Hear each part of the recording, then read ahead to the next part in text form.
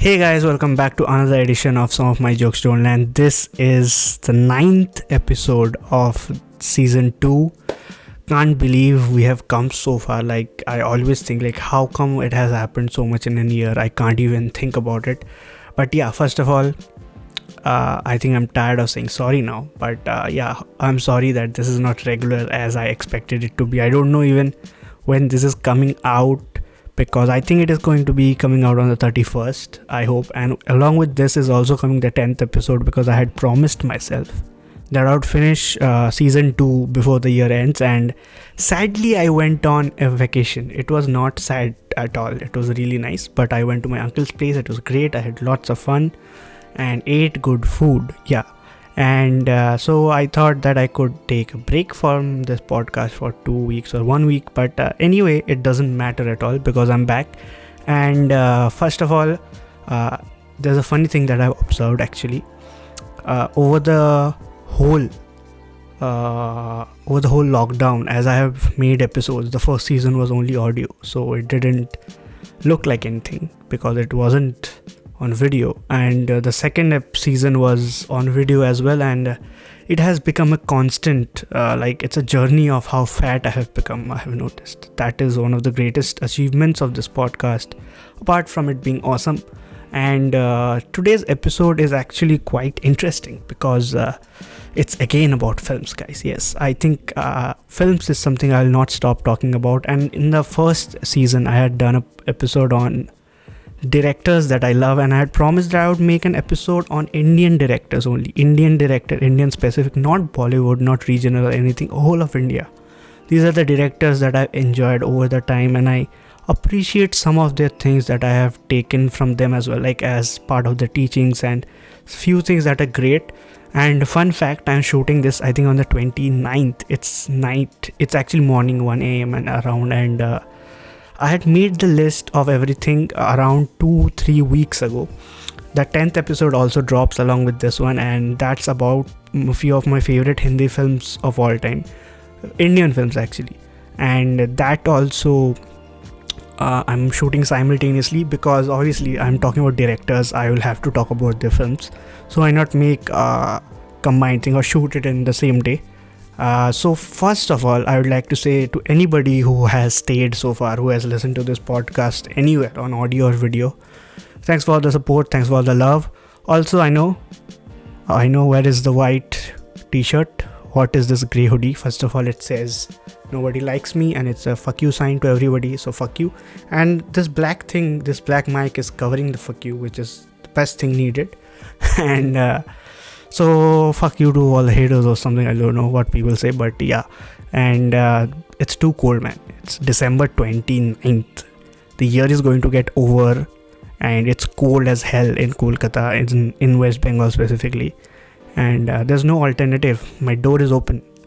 There is too much machhar. Still I'm recording because I love doing this thing, and I'm talking about my favorite Indian directors. So this is going to be super fun. I can't even talk about much without giving things away. So let's start the podcast, guys. This is Ayan. You are listening to Some of My Jokes Don't Land. Let's get this started. Come on.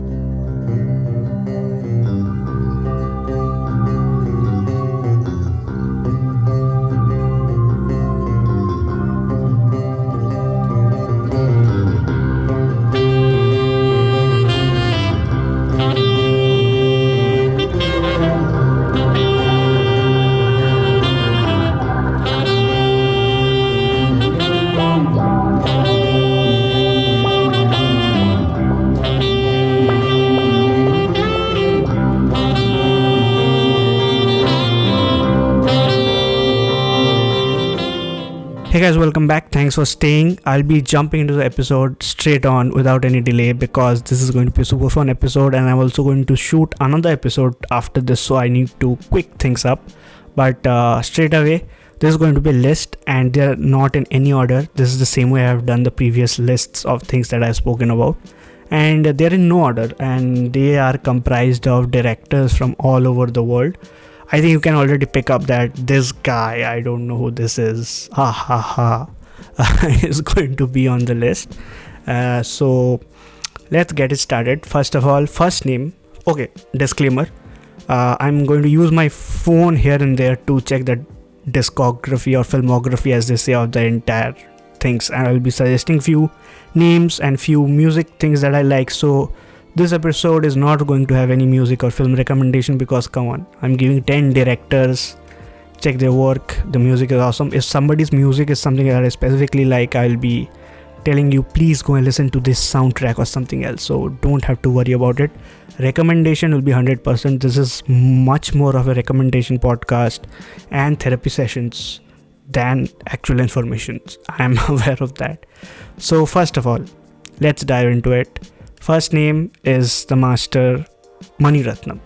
Yes, Mani Ratnam is a very, very, very favorite filmmaker of mine because of the way he tells stories. Now, this list could have easily been of people who are very, very niche, very, very subdued, or very, very, what to say, not mainstream. But Mani Ratnam is full mainstream. I think every Indian has seen at least one or two of his films, like Bombay, Roja, anything you say are great. But the way he directs romance films is something that I'm a very big fan of.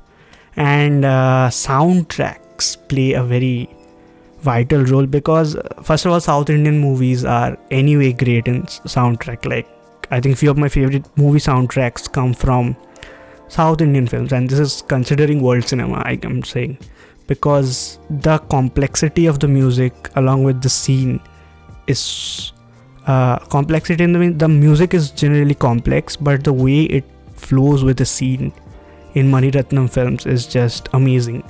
And over the time, the cinematography has reached various levels of, what to say, excellence. Like if you see Ravana, great beautiful film, and then you see a film like Iruvar or like Roja, Bombay, which are deeply intertwined with the essence of music. Like the music plays a very important part in Roja, Bombay and other stuff, but considering how his films are, how films are supposed to be made, I think his films stand out to me in a very vital way, which is that he somehow manages to deliver very important messages, the simplest of forms, which can be accessible to anybody. Mani Ratnam films could be enjoyed by anybody, and the stories are so rooted to the core of Indian culture, and how much it talks about or deals with modern stories, and also sometimes very complex situations. Like I think Ravan is about, let's say, it is called Stockholm Syndrome.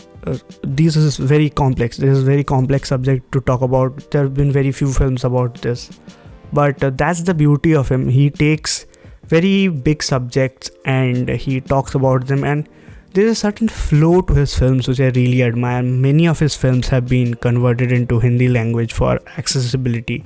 I think like Satya was something else that was directed by him, and then I think his assistant director remade it. Okay, so few of the films by Mani Ratnam that I really like and I have seen is Alai Payattu, which became I think Satya later. Nayakan, I mean, what a film. I think this is Kamal Hassan's best work. I think you should check it out if you haven't. It's a great film. I think it's also on Prime. I saw it recently.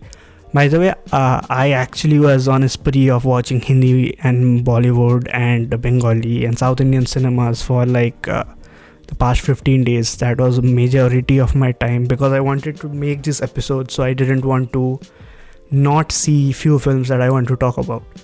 Iruvar, I think already said. Ravana, Yuva. I think Yuva became something else. I think Alai Payattu either became Yuva or Satya. I'm forgetting now. Yeah, these are few of the films that I've seen. Okay Janu, which was Okay Kanmani. Great film again. Like way better than Okay Janu. Don't even see this film, I will say. I think these are enough to get you guys going if you haven't seen any of Mani Ratnam's work. I think it is going to be very difficult to find somebody who hasn't, because his films are very popular, and that's why I like it, because the accessibility and how much it is rooted to our Indianness of cinema. That's why I really like him. I think I'm finding it difficult to explain why I truly like it. Like, there's no specific detail that I usually talk about, because overall his films are very good.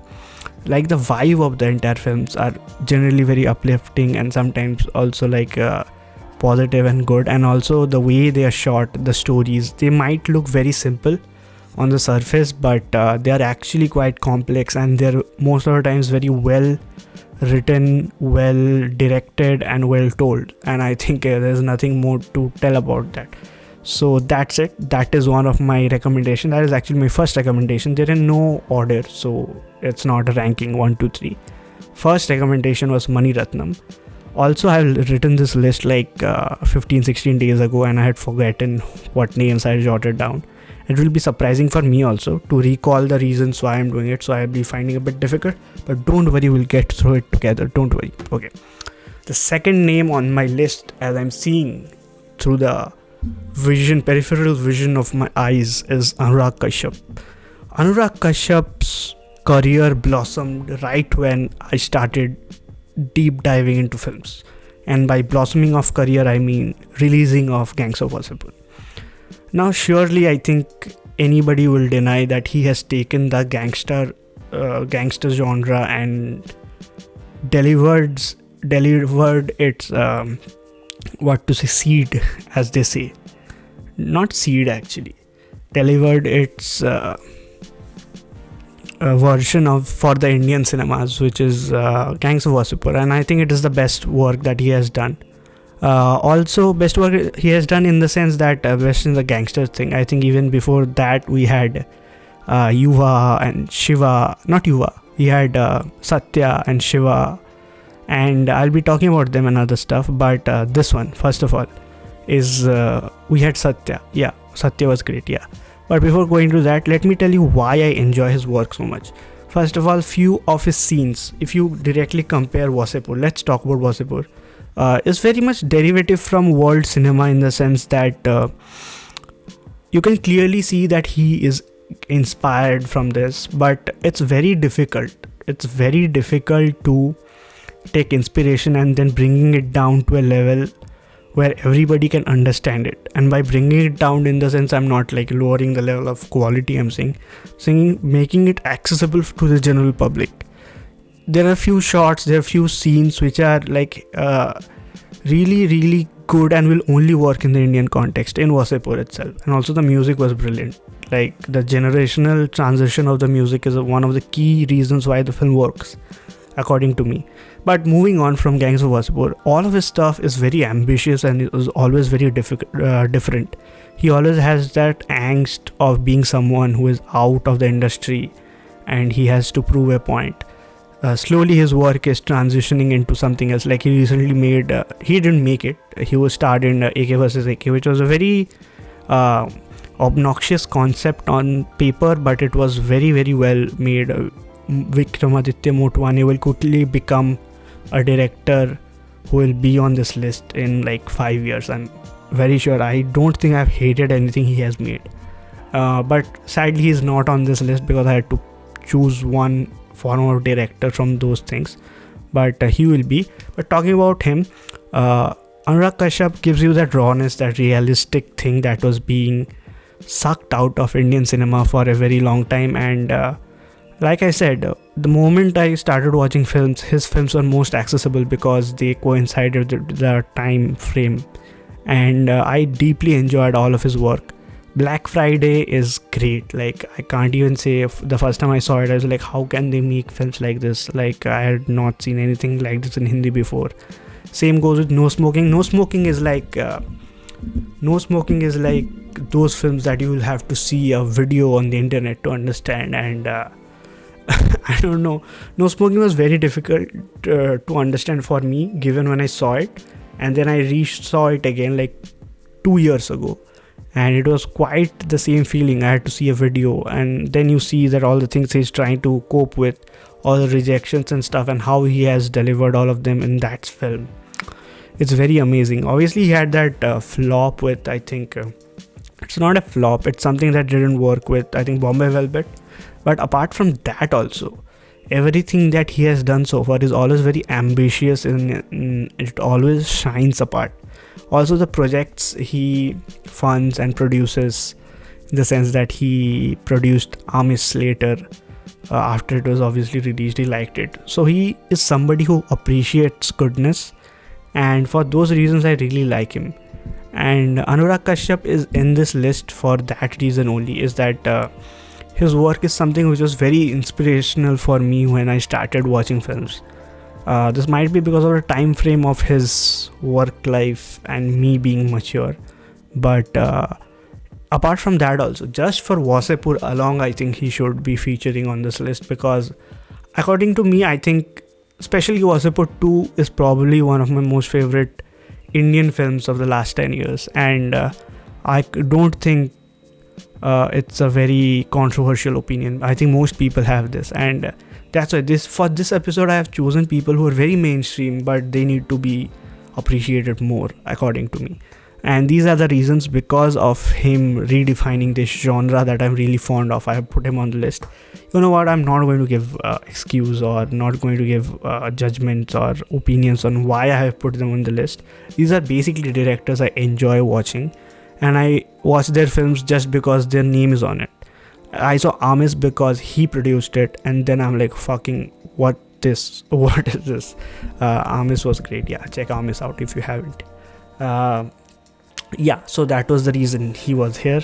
Like I said, I'm not going to give any reason, I just like his work, and that's why he is on this list. Okay, so moving on, there's this name on the list which I would like to point out, and I would like to point out for two films that I really enjoyed from him. I'll be checking his filmography again because I have to refresh my memory. I didn't have to do this with Anurag Kashyap, but yeah. And the name is Sriram Raghavan. The two films that I'm talking about is obviously Johnny Gaddar and Andhadhun. These are two films that I really enjoyed, and he has often been called the David Fincher of India because of the thrillers and that stuff he makes. And they're really quite interesting. I've actually also seen a short film that he made, surprisingly, during his FTI days. I have completely forgotten the name, sorry, but it's a very strange topic that was... okay, so the topic was that there's this girl. The story is really interesting. It's like characters from the newspaper have come alive. They're trying to find each other.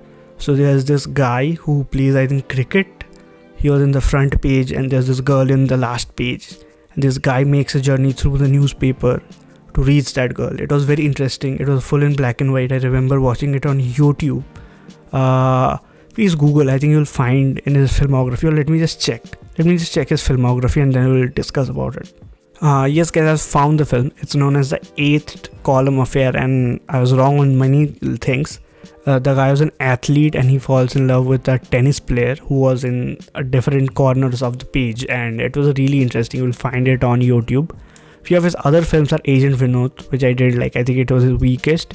Badlapur is great, and Ek Hasina Thi is also great. I would suggest you guys watch them. But his direction, the style of his direction is very interesting. Just for Johnny Gaddar itself, I think it's a joke that he made Neil, Nitin, Mukesh act and made a film that was really actually good. So it was a very underrated film according to me.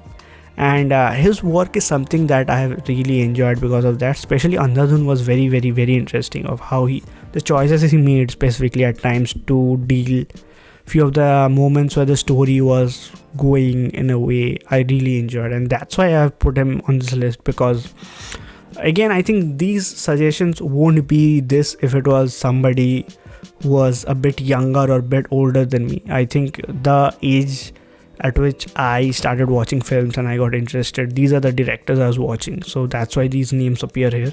And that's why I think I would put him, because his style and approach to filmmaking is very, very interesting to me.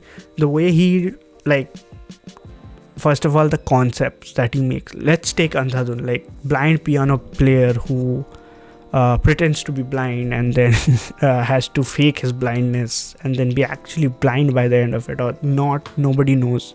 That's the spoiler, sorry.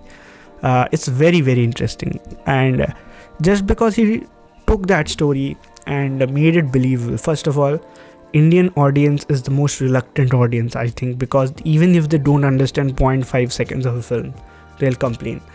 Okay, so recently I saw Tenet, and Tenet is a different thing completely. I shouldn't be speaking about it, but sorry, it was just a frustration of some people saying it's a bad film because they didn't understand it. Watch it 6 times, come on. Understand the film, then talk about if you'd like it or not. Anyway, I know films can sometimes be... most people consider films just for entertainment. I find it interesting and aspirational as well. So I think that's my fault, but this is what I want to become, man. I want to become a filmmaker, so obviously I'll want it. Anyway, let's not go into Tenet.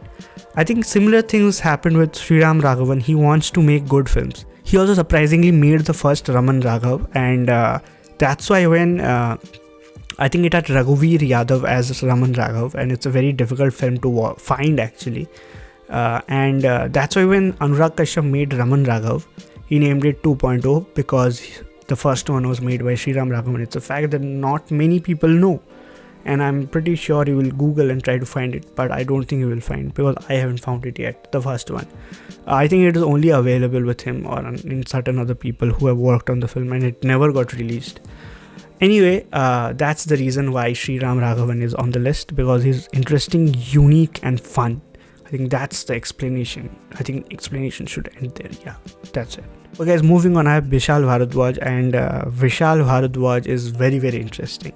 First of all, adapting Shakespeare's work is anyway difficult work, but then adapting it to the Indian context is way more difficult according to me, because his works are very much dramatized at times, and obviously parallels can be drawn, but not to the extent of which he does.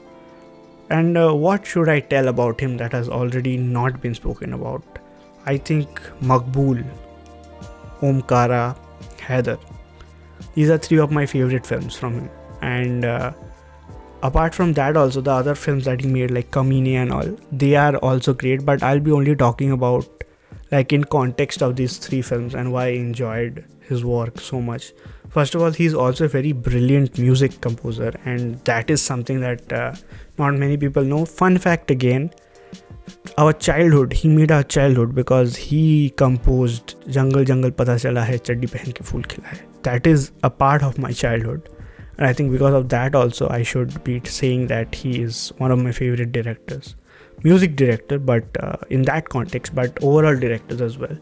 I think the complexity of dealing with Shakespeare is often been mistaken as something very easy, because Macbeth, let's say Othello, are, when you just read them, you will understand that they can be drawn parallels with our context, but to deliver them completely is a different ball game altogether, because I feel that for me, Omkara, Haider and Maqbool were perfect films. I feel they are... Haider, I think, again, is one of my favorite films last 10 years, I would say, because everything was good in that film. The storytelling, the direction, the music, the acting was great, and the way Vishal Bhardwaj approaches each and every scene is very, very... It's very difficult to explain without giving video context, and I will not be going into a masterclass. These are just directors I'm saying I really enjoy, and that's why I'll be keeping it small. But scenes and choices that he takes, especially in Omkara, the way he introduces, let's say, the character of Langda Tyagi is great. Like the character of Langda Tyagi is quite remarkable, and I think I'm losing words right now to explain, because I have so many things to say and I'm trying to find out things to say which are small and precise so that I don't have to go in details. But I think I'll be sticking to the fact that I just enjoy watching his work because he's different, and he's different from the things that I'm used to seeing. The first time I saw Kamine, I was like, wow, Shahid Kapoor can do this also. And then I saw Haider and I'm like, wow, it's great, man. It's great. I used to like Shahid Kapoor. He was my favorite actor while I was young, because I saw Jab We Met, and I wanted to be a lover boy. And then I'm like, oh, life is different. Anyway. So Vishal Bhardwaj is, again, one of my favorite directors from India. That's why he's on the list. me quickly check his filmography to see if I'm not missing anything. Vishal Bhardwaj movies, yes. Okay, Heather, Omkara, Maqbool are the first 3 names. Okay, Rangoon I haven't seen. Pataka I should see. Machis Ishkia. Makdi, man, he made Makdi. Come on, how can I forget Makdi? Again, another thing from my childhood that I'm embarrassed that I've forgotten he made Makdi.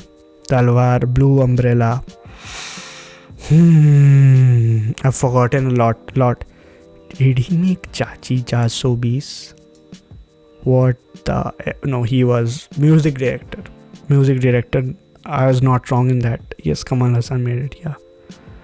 What else? Yeah. 2 films that I would suggest you see from the films that I haven't recommended yet is Ishqiya I really enjoyed. I also enjoyed Machis. Machis was actually a very old film I had seen on television, but I would recommend it. And Matru Ki Bijli Ka Mandola. It's a very different film apart from his all other films, according to me. And Makdi, if you haven't seen, please get a childhood and watch Makdi. Come on. Okay, moving on. I think there are many other films like Talwar, Accident, Blue Umbrella, Drishyam. Did he make Drishyam? No, he didn't make Drishyam. Yeah, he's music director. These are showing him showing films that he has also music directed for. But yeah. I think we should end Vishal Bhardwaj there. Now moving on to another director which I really enjoyed, whose work I have really enjoyed, is Sanjay Leela Bhansali. Now Sanjay Leela Bhansali has been on this list because of a very specific reason, and that is his way of telling stories and how he uses the whole of his caliber to make films. First of all, his movies are mostly derived most of the times. Like Black is derived from Miracle Worker. Devdas was a play. Then rest of the films that he made were mostly actual topics that had happened. Like they're based on true events and stuff. But nothing can take away from the fact that whatever he puts on film is beautiful to watch. He is one of those directors whose work you can consider to be every frame a painting. And it's very difficult work to achieve, to be really honest, because as a director, to think visually to that extent and to deliver it on screen that your jaw drops. I have seen all of his recent films in theater and I can't even tell you. It's mesmerizing. It's like, I think he should start making his films in IMAX because they're that beautiful to watch and it would be great to watch it on a much bigger screen. I actually don't enjoy storyline wise or sometimes few of his directional choices, but his music is also great. He's also another guy who also gives music and he directs films. So that way I feel he deserves to be on this list, because just for the visual imagery that he puts up. Bajirao Mastani or what was that film? Padmavat, Black, Devdas. I think Devdas started it all for me. I saw Devdas first and then rest of the things happened. Even films like, I would tell you quickly, I just had it on my mind. Sanjay Leela. Yes, I think Khamosh. Did he make Khamoshi a musical? I am not wrong, I suppose. Let's see. Devdas Hum Dil Le Chuke Sanam was great. Sawari I didn't like. Khamoshi the musical. Yes, Khamoshi the musical is a very underrated film of his, according to me, that nobody talks about. Please go and check that out. Ram Leela, Hum Dil De Chuke Sanam, Bajirao Mastani. These are, I'll be talking about stuff that most people know of. And I think Khamoshi the musical is an underrated piece of work from him. So please go and check that out. And like I said, his combination of music, visual imagery and the story often contributes and gives the best of results on screen. And that's why he's on my list. And I think I shouldn't be speaking more about him because I have much more people to go on with. And I have to shoot another podcast, guys. Yeah. So I'll be moving on quickly from him. I'll be moving on to the first female name on this list, which is obviously Zoya Akhtar. Yeah, I feel Zoya Akhtar hasn't made any bad films so far. Let me just check once. Yes, Zoya Akhtar. Zoya Akhtar is very special in a way that she can take stories which look larger than life and then bring it down to a level where everybody can relate to. Like even a film like Dil Dhadakne Do, which was on the surface about a family who is very rich, but if you go deeper and deeper, it's about connections. It's about connections with the family and the members, and these connections can be observed in every household across the globe. And that way, I think that familiarity that she brings with each character is like exceptional. I think for me, her best film was Luck by Chance. I really enjoyed Luck by Chance. I don't even remember why and how I felt about it. But the story of a guy despising everything that was opposing him to get into the film industry, and then realizing that he is becoming one of them slowly at the end, is phenomenal. Like I think that was one of the most true things I've seen her make. Other films, yeah, so she hasn't made a lot of films. Her discography is not that big, but yeah, Luck by Chance, she has made a few films in Love Stories, Ghost Stories. Yeah, I enjoyed those things that she did over there. Bombay Talkies I haven't seen actually, so I don't know her story in that, but 4 films I'll be judging everything upon is Luck by Chance, Gully Boy, ZNMD, which I feel is a good film. It's not one of my most favorite films of all time like most people say it is to be. It's a good travel film, but I feel it's not her best work. For me, her best work is Luck by Chance.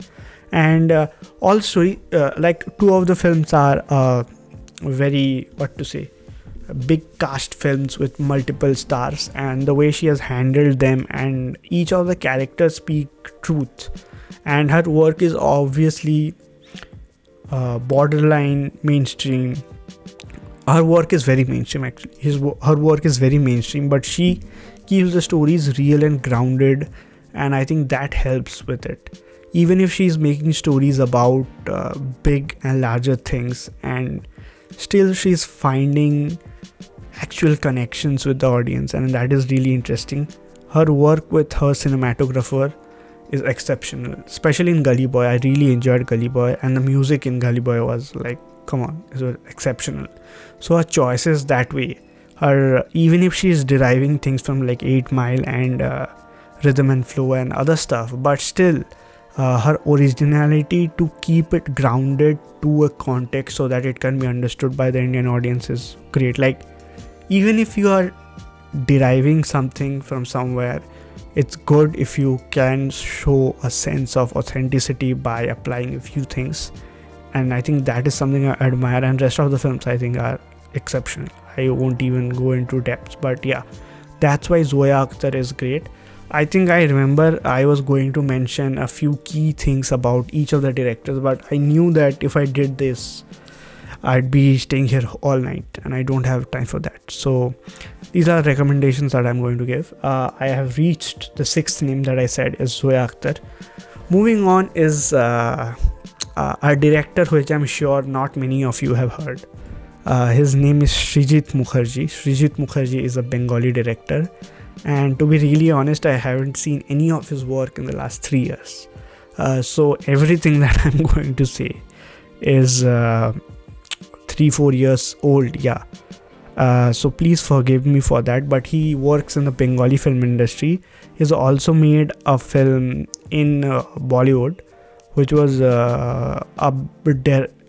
the exact copy of his Bengali film that he made in Hindi again, which was Begum Jaan. It was originally Raj Kahini, which was way better than Begum Jaan. But few of his films that I really enjoyed are Baishish Rabon, Autograph. Autograph was his breakthrough film. If you ever find time, please give it a watch. Baishish Rabon is a great thriller. It's it is heavily derived from Fincher, you can tell, because it's about a serial killer who's killing on the basis of Rabindranath Tagore's work, and then he also made, I think, Vinchida, which is a very new film, 2019 film, but it looks and sounds exciting. Yeah, he also made this film called Chotushkon, which was about, I think, 4 directors talking about death and how they're connected by each stories. There's another great film known as Hemlock Society, which is about a girl. You'll just listen to the concept and see how great this is. A girl who is trying to commit suicide finds a school that teaches how to commit suicide properly, and then she falls in love with the instructor, and it's a great film in the end. Even the ending is brilliant. Please go check it out. It's called Hemlock Society. And Baishish Ravon is that thriller killer film that I was talking about. And Autograph is his breakthrough film, which I really liked, which is about a guy, a superstar, I think, dealing with the stardom and his wife acting opposite him. I think I remember it briefly now. Yes, the story. That was it. I just remember really falling in love with that film when it initially came out. So he's not the only. He is one of the most prominent Bengali film directors on this list. Another one is obviously Satyajit Ray. He is obviously brilliant, but in the last 10 years, I think his work in the Bengali film industry is something that has stood out for me, for my palette of understanding. So that's why he's on the list. Check out. I know I'm pretty sure not anybody out of West Bengal hasn't heard his name, but trust me, I'm willing to put it on the line. Just go and watch his work with subtitles. You'll love it. I do it for all other languages that I don't understand. Millions of people do it. You who has never seen any film in a language that they don't understand it, please venture. It is going to open great things for you. Moving from Srijit Mukherji, I have the master of the crime genre or the horror genre or the thriller genre in early 80s, 90s is Ram Gopal Varma. Ram Gopal Varma made excellent films. He made really excellent films initially. Then it all went somewhere. I can't even tell where it went.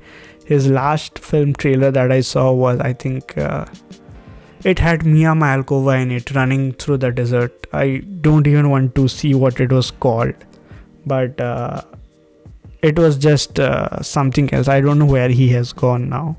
Just sad. Ram Gopal Varma. Yeah. Let me tell you why I love him. First of all, Satya. Do I need to say anything else? Satya, hands down has to be one of the most interesting gangster films ever. I can't even start to talk about how much I love that film. Satya, if you compare, is the reason why Anurag Kashyap got to make Gangs of Wasseypur. Obviously, he was a writer on this, but I think that started everything. That started the format of a guy telling real stories about gangsters and criminals and making it interesting. He made Company. Company is another great film. Sarkar, I think, according to me, is the best homage to Godfather, because he also incorporated the fact that it was in Maharashtra and how Bal Saheb Thackeray could be considered to be that character, but still he went with Godfather.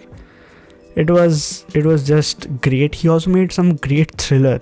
He made this, not thriller, he made horror, which is, let's talk about Bhoot and Raat. Great horror films. Please go and watch. I won't say anything. And as far as thrillers go, there's a 3-person film that he made known as Con with Urmila Matondkar and I think Manoj Bajpayee and another guy, I forget who that was, which was also really interesting to watch because of the things he was combating with, like 3 people, a small budget, small space. Those are few of my favorite genres of film where there are limitations to the fictional boundary of how much you are allowed to explore. So that way I would suggest please go and watch Con. So that's the thing about Ram Gopal Varma. He used to combat so many interesting topics, so many interesting genres, and then everything somehow fell apart somewhere. I don't know where it did, but it actually did, yeah. And that is a sad thing, but I'm pretty sure we'll get to explore other directors who don't go to that line, but still, because of all those things that he had done earlier, he would still make this list. That's why he's on my list, yeah. Yes, so as you have noticed that so far I have spoken about 8 directors, and I basically recommended you that please go and watch their work. And I haven't spoken in depth, like I said, because I don't have enough time. Moving on quickly towards the 9th name, and the 10th name is going to be Satyajit Ray. And I'm surprised that I have put this guy on 9th, because I have to speak about Satyajit Ray after him, and it's a very, very weird choice. And it's I don't know actually, to be honest, why I put him, but I actually know. I'm just kidding. So the name is Priyadarshan. Yeah, I know. Yes, laugh. If anybody is laughing, please laugh. Yes, this is your time. Gloat and laugh, come on. But I think Priyadarshan movies have given me few of my most amazing memories in my childhood. Starting from Hera Fairy, Fir Hera Fairy, then even films like Bhool Bhulaiya. De Dana Dan I won't say, I'm just seeing it in front of my eyes, that's why I'm recalling my memories of it. Bhagam Bhag, yeah. I think Bhagam Bhag, Hera Fairy 2, which is Fir Hera Fairy, are just enough to put him on the list, because I think, let's not kid ourselves, those are hilarious films.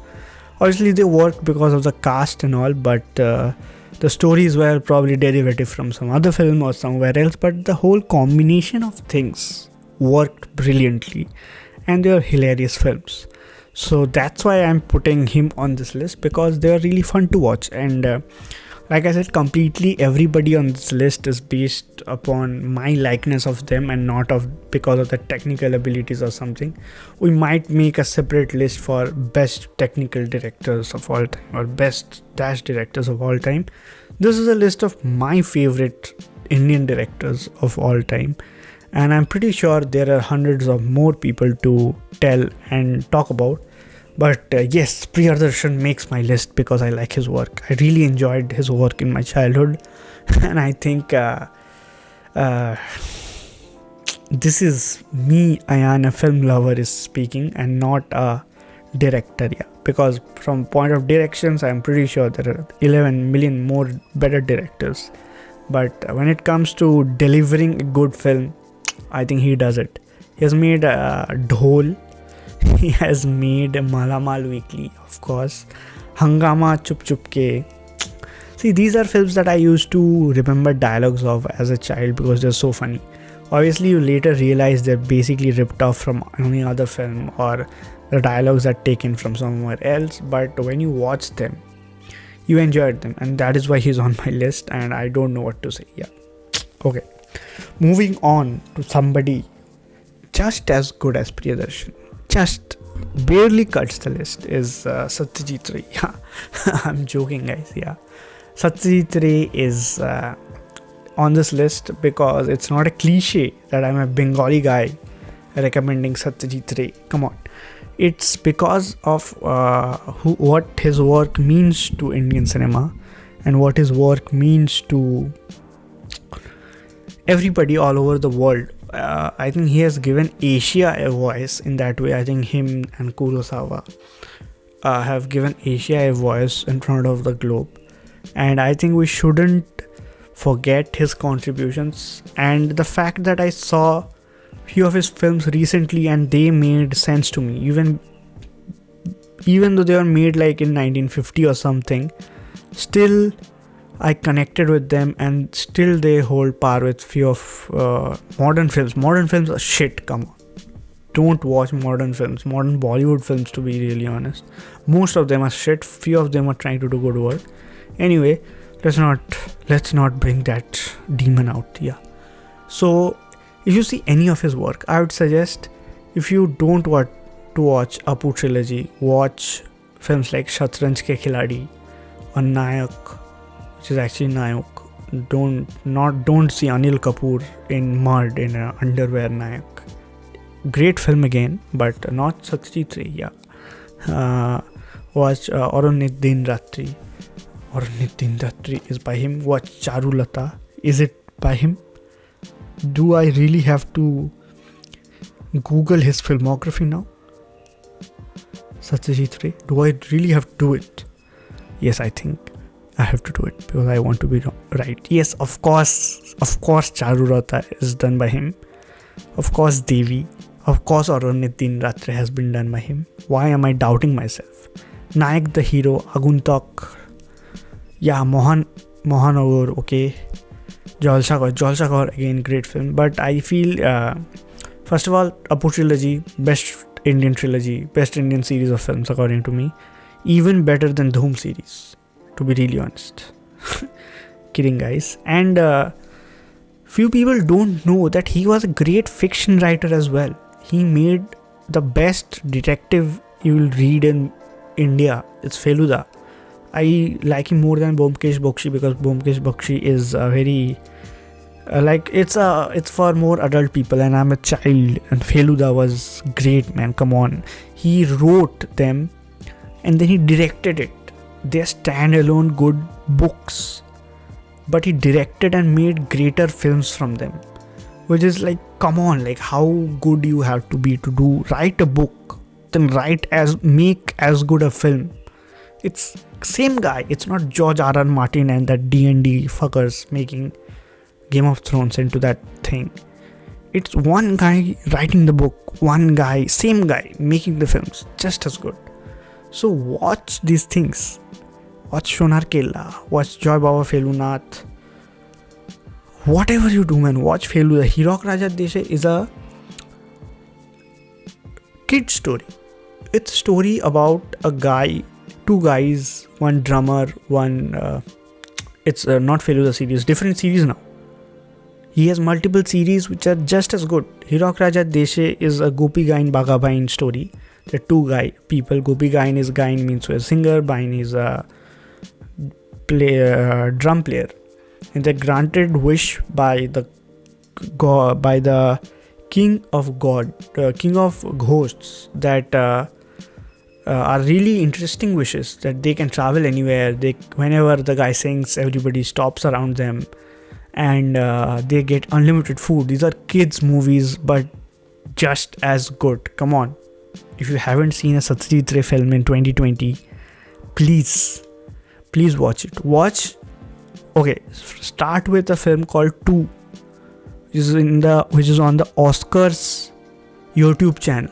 Oscars YouTube channel has theirs, known as 2. It's a silent film, but it's a great film. Watch. It's just, I think, 20 minutes long. I can't even... Come on, man. People haven't seen Satyajit Ray in 2020. People are there. My friends are there. It's sad. I can't even say. Please go and watch. Yes. This is where it ends, guys. This is where the 9th episode of Some of My Jokes Don't Land Season 2 ends. Thanks for everybody who was with me in this journey. Please like, share and subscribe. Come on. I'm very frustrated because people haven't seen Satyajit Ray, but I'll continue with it. And also I have to record another episode, so I'll be finishing this quick. So please go and watch. Please go and watch everything that I have recommended. All the directors I have spoken about. See if you have missed anything. See if you didn't know before this that Jungle Pata Chala Hai Chaddi Pehan Ke Phool Khila Hai was actually Vishal Bhardwaj. Come on. These are prime facts that you will not get anywhere unless you are watching or listening to this podcast, which is called Some of My Jokes Don't Land. So please go and watch it. Everything that I have recommended, everything that I have spoken about. And please keep on subscribing, keep on liking, keep on sharing. Don't worry, this is going to continue even after the lockdown. The season 3 will come very soon, next year, don't know when. But I have one more episodes to go. It's going to be about my favorite Indian films. Stay tuned for that. I think it has already released if you're watching this, because they're supposed to come on the same day, the 31st of December. So thanks for watching, guys. Thanks for listening. This is Ayan. You are listening to Some of My Jokes Don't Land. Thanks. Bye bye.